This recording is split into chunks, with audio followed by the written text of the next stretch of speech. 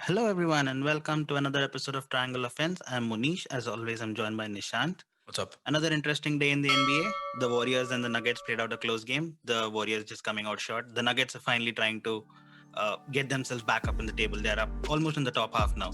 That's where they should be. Yeah. The Warriors are sinking down. That's where they should be as well. But that's.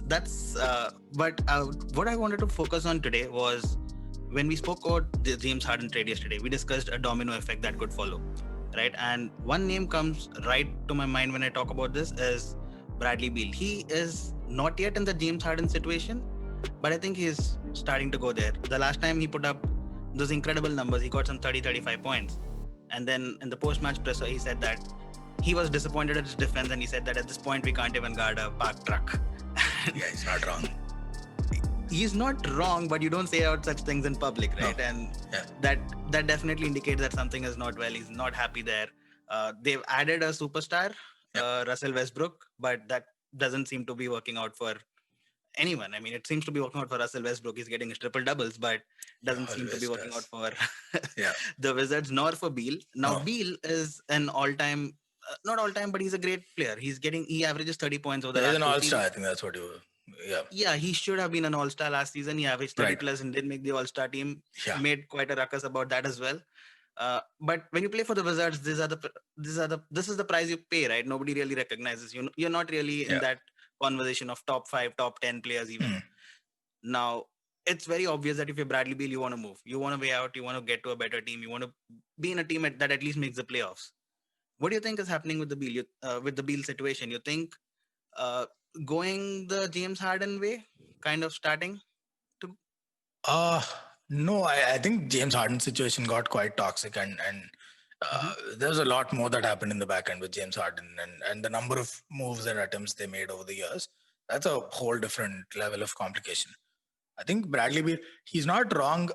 Maybe there's a hint of a grass is greener on the other side kind of syndrome, Mhm. because his situation's so bad, and maybe there's some fatigue of being like last year he was just solo, right? Yeah, he had Bertans and stuff, but John Wall was out and he was really alone, like a lone warrior carrying that team, which by the way I think contributed to those numbers. Like, would he Okay. still be that guy if he had distributed load? I don't know. Possibly he has the skills for it, but temperament is a whole nother ball game. But I think he's Mhm. looking at John Wall. John Wall moved to Houston and he's seeing the kind of team that he has around Houston, and they got rid of Harden now. They actually look like a team, a positive team Yeah. that's looking to win, and something that they can build upon as an org, because God knows they have enough draft picks now to do it over the Right. years. They have a lot of draft capital. They can bring in players that they need. Free agents will want to come because Houston's always an attractive destination. So he's looking at that situation and he's like, why can't I have some of that? Why am I stuck Mhm. in this shithole?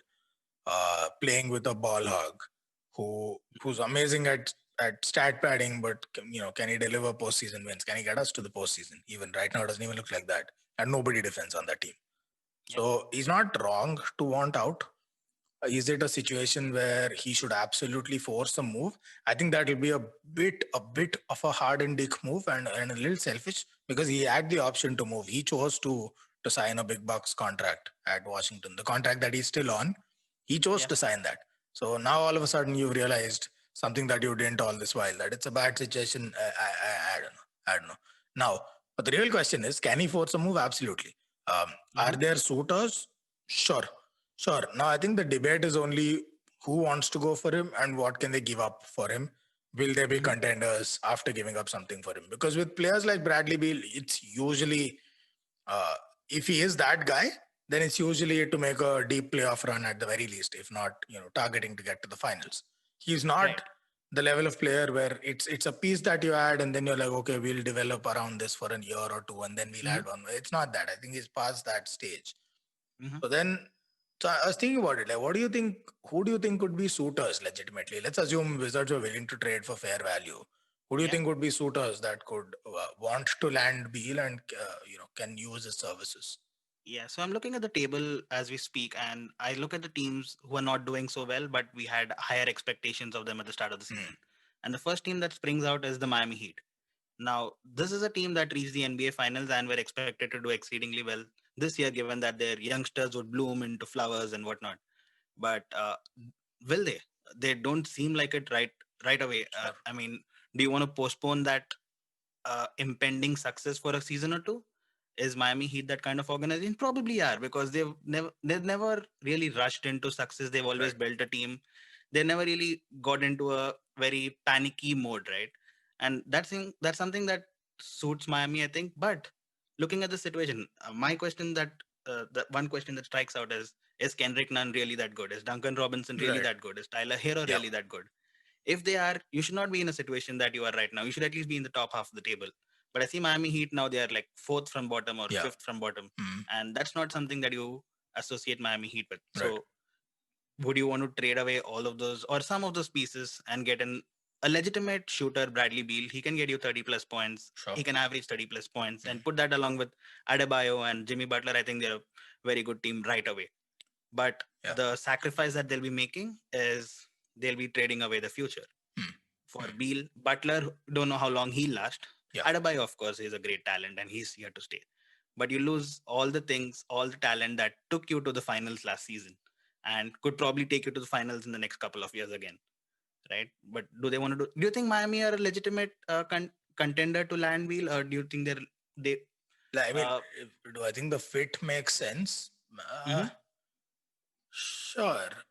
No, I think let's take a step back with the Miami current form, right? Because I think there's a bunch of things happening in Miami. First, just as fatigued as the Lakers, with True. not the level of talent that the Lakers have. And the Lakers just got a whole lot deeper in their squad and a lot of fresh feet. So there's that angle. That's a, let's say, a 20% contributor. The other part is their offense is dependent on somebody being like the cornerstone of a marble dome, like the one guy that connects all of the madness. That was Dragic. In the playoffs, that was Dragic. Now they've relegated Dragic to a bench role, I guess, to conserve his fitness and limit his minutes so he's fresh for the playoffs. Which means in their delicate age and stage of development, Nunn and Hero now have to figure out how to run the offense because they're the ones, one of them is holding the ball at all times, bringing the ball up the court. That's a lot to learn for somebody to whom that doesn't come naturally. Like a LaMelo Ball, Lonzo, these guys came out balling. These guys came out as playmakers. Trae Young, same story. Not everyone comes out like that. Not everyone's a Ja Morant. Like you, I know Zion Williamson doesn't play that position, but you ask him to carry the offense. It's not going to happen. He's not going to be the guy that starts the move consistently. So there is a steep learning curve here. Now the question, I guess, is philosophical, which is should Miami wait and let this organic development take them to the title? They've done that before. Or should they make a couple of bold moves if they feel they're within reach of a title or at least getting out of the East? They've done that before. They've done that with LeBron and Bosh and Wade. They've done that in bringing Shaq to that Dwayne Wade Miami Heat, and both of those resulted in chips and trips to the finals. True. So they've been there. Miami Heat essentially is an organization that does what's best to build the best team to eventually contend for a title. That's what they've been for the last 20 years. To get Bradley Beal, who do they give up? It'll have to be one of Hero or Nunn at least. Maybe two such players. Maybe Robinson gets thrown into the mix. Yep. And then they get Bradley Beal. He is not the shooter that they are, but he can score off the dribble. So can Hero. We've seen only flashes of that, but so can Hero. So is Hero not going to develop into that? Also, if you're going to give up such bright future potential, and I'm not even saying these guys can eventually become a part of a championship team. What if you develop them enough to a point where you can flip them for a bona fide superstar, right? That's also a possibility, just like how we're talking about Beal right now. Maybe a bigger star. So the thing is, if you're going to trade all of that future capital for Bradley Beal, does that put you in a position to win the East? Right now, I'd say not even close. Look at what Brooklyn have done. Something that's probably making Milwaukee fume right now with anger because they thought this is their year after the after the Jrue Holiday trade. Now, if Brooklyn's fit, they should be favorites to come out of the East. If not them, there's Milwaukee, who bolstered their defense and added playoff offense, world class, I might add, in Jrue Holiday. Then there's Philadelphia, who if fit are always a contender. Boston's got better, younger, better, stronger. And Toronto's always a move or two away from contending again. They've got a decent core going there. Indiana's on the up. So in all Indiana, of this, yes. Toronto, I don't agree, but Indiana, yes. yeah, Toronto. Look, they have enough there that they can add a couple of players because they have longevity. They have a lot of players that Right. understand the offense and a coach that's been around for a while. That Right. synergy is kind of hard to beat. That's the Mm-hmm. only thing I'm betting on. Like if they get a great player, it's a good org that's one or two free agent moves away Mm-hmm. from really contending again. Mm-hmm. Or they have enough to flip to get a good player. Right? They have a lot of talent and salary matching pieces, whatever. I just made it in that sense because it's a stable org, right? From Masai Yep. Ujiri down. Yep. Pacers are on the upswing. So in all of this, does Beal really make you a top three team in the East? I'm not convinced they are. Whoever they gave up to get Beal, I'm Mm-hmm. not convinced they're a top three team in the East. Okay. Then what's the point? And also Miami's whole offense right now is team ball. It's all for one for all, rotate the ball, off the ball movement. Beal can do that, don't get me wrong. But Yep. he is an on the ball kind of scorer. Mm-hmm. Not to the extent of Westbrook or Harden. He can be efficient, but he's not quite this fluid, keeps moving everywhere. That's Steph Curry. That's Klay Thompson. That's those guys. That's not the best use of Bradley Beal. It's not the best use Yeah. of his talent. It's not the best use of Damian Lillard's talent either. If he doesn't have the ball in his hands, Luka Doncic, all of these guys, ball not in their hands, problem. That's a big problem. None of these are catch and shoot sharpshooters. I don't think Beal is either. He's good, but he's not elite. So then I don't know. That's why I have my reservations on Miami, and I just like clinging to this notion that there's at least one team in the league Mm-hmm. that builds organically, that invests time to grow a championship squad. And I want to see that happen. I feel like far too much of the league has become almost video gamey, where you're just trading left, right, and center. Four teams get together to make Harden join an already super strong offense. It just feels a lot like 2K, like NBA 2K. So I want to see one good old, just for the romance of it, a team that builds from scratch, and it's Pat Riley's team, and there's a nice little touch of nostalgia to it. So no, I don't think it makes them a top three team in the East right away. And if they're going to be still a move away from being even that, forget Mm-hmm. coming out of the East, then why move the talent that you have? If you're going to get a bigger superstar, sure. Like if they were going to get Giannis, trade a bunch of these guys, I'd trade all of them away. Yeah. But for Bradley Beal, I don't know. Is there a team that's on your mind that you think can go for Beal? Because I think there's a lot of value in Beal. If No not doubt. a lower end, if not a lower side of the table team, Yeah. what about a top team like you were mentioning Milwaukee, right? What do you think about Milwaukee landing someone like a Beal? Yeah, so that's more like it. Like a team that's that close landing Beal makes a whole lot more sense than a team like Miami landing Beal, because it Mm-hmm. is Bradley Beal. You're going to have to give up something for him, Yep. something significant to land a player like that, just for salary matching. Forget about Mm-hmm. equitable trade value. So Milwaukee makes a lot of sense to me. I know we were talking about New Orleans, but I feel like New Orleans again have a good thing going. And Bradley Beal, it just makes it such an eclectic blend if you add Beal to that mix. Like it's Lonzo, and so I would assume Mm-hmm. Bledsoe moves out, right? So it's Lonzo, Beal, Ingram, Zion, and Steven who do that? Steven Adams, right? Steven Adams is fine. I think he fits in beautifully into that team. But with Zion, Ingram, Lonzo, they have an amazing inside and out attack Mm-hmm. unit there. Mm-hmm. And then they've got like shooters, like a Redick type that you can add there. That's a nice little movement that they've got going on. Bradley Beal just has too much gravity in that offense. Like the ball will go to him one time too many, hampers the flow of everything else. Hampers Mm-hmm. the amazing transition offense that they play with Ingram, Lonzo, and Zion. Uh-huh. And with a young team, My transition is the biggest weapon, right? Of course. So My yeah, you're saying. argument with New Orleans getting Beal was that they have enough number of draft picks that they can give away. Now Yeah, with yeah. a growing young core with Zion and Brandon Ingram, you want to maximize that, right? You don't want to wait for those draft picks to come in and then those draft picks to mature, and you can rather make a Right. run for it the next few years if you acquire a piece right away.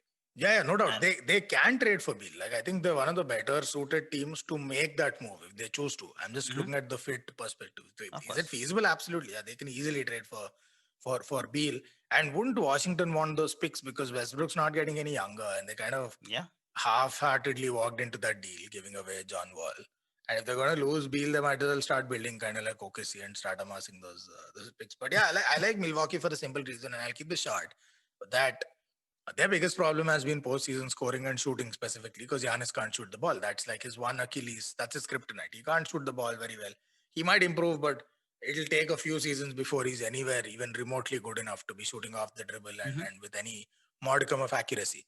So Bledsoe became an offensive liability. He's great defensively, regular season and postseason, but he's an offensive liability, especially if you expect him to solve all of your troubles. He's not that guy. He's an amazing additional piece to have. Like I was saying, Mhm. if the Lakers wanted to swap out Schroeder for Bledsoe, I wouldn't mind. Elite defender, decent offensive option, can pass a bit, no problem. But they expected too much of him in Milwaukee, and he's not that guy. So Bledsoe was a problem. Wow was that an upgrade to Drew Holiday, right? And Yeah. that's phenomenal because he always elevates in the playoffs. Every stat goes up. Now there's Middleton. Middleton is so hit and miss. Like in the regular season, he's an upper echelon all star. And then in the postseason, there are nights when he turns into Chauncey Billups at his best, and there are nights where he just goes missing inexplicably. I'm not even talking about missed shots, like he's afraid to take shots. Mhm. Like he'll have an open three, he'll dribble in for a better percentage. Two, when the three was in itself very high percentage to begin with, the kind of three that you would have hit all season. Yeah. Right. So it's those yips that you see in the playoffs. Mhm. Would Beal be able to replace Middleton and be an upgrade? Yes. And that's more like the kind of team where Beal can slot in, maybe lose some of that offensive ability because he's not seeing as much of the ball or he's not the focal point of the attack anymore. Mhm. But he can absolutely solve a bunch of problems for them in the postseason. And assuming he won't shrink because we've not seen that much of him in the postseason.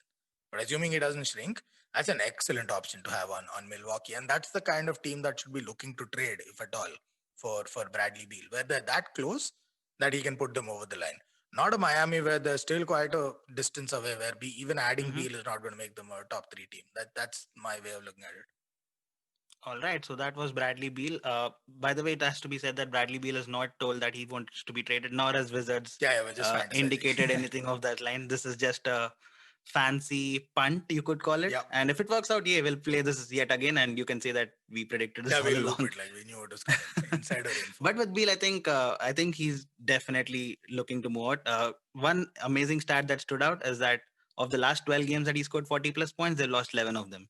And when you're in a team like that's not winning, that's quite ridiculous. But we'll Ouch. keep our eyes on this one. I think that's going to be a rumor that's going to come up Yeah.